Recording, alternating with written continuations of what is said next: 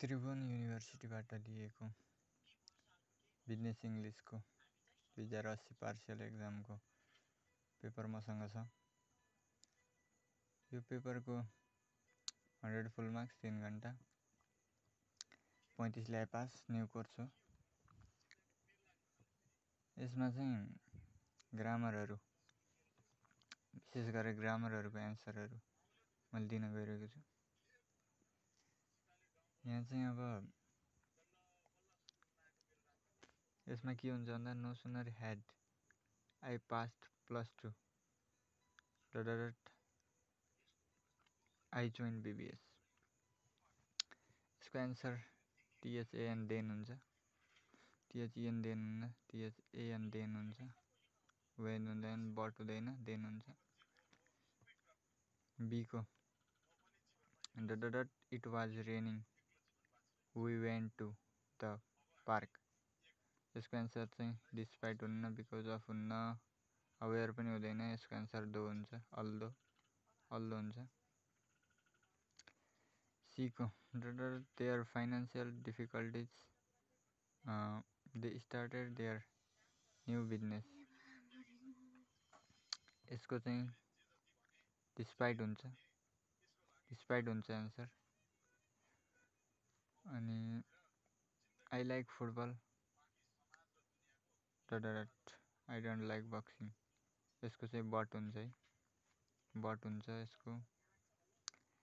अनि dot could Tim convince his father to buy a motor bike nor could he buy one on his own therefore Tim decided to buy a bicycle. यसमा चाहिँ neither हुन्छ, किनकि यहाँ नर लागेको छ, त्यही भएर नाइदर हुन्छ यसमा। अनि क्वेसन नम्बर 2 को rewrite the following sentence choosing the correct word from the brackets. He asked me a serious question and यसमा चाहिँ यो THEN देन हुन्छ, THEN then interrupt me when I attempt to answer.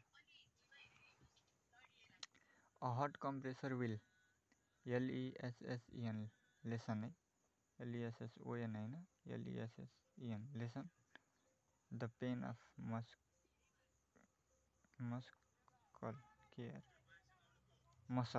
muscle cramps. Jack was not a graceful loser, LOSER हैन, LOSER loser, because he knocked his chair over and stumped off the basketball court. B को है please consider the effect है, effects हैन, effects EFFECTS effects of not getting enough green vegetable in your diet. अनि E को के हो भन्दा ई को एक्सेप्ट, EXCPT एक्सेप्ट हुन्न है, EXCPT except for Harry we all had our tickets to the play. Question number 3 complete the sentence below with the given expression dealing with causes and effects language.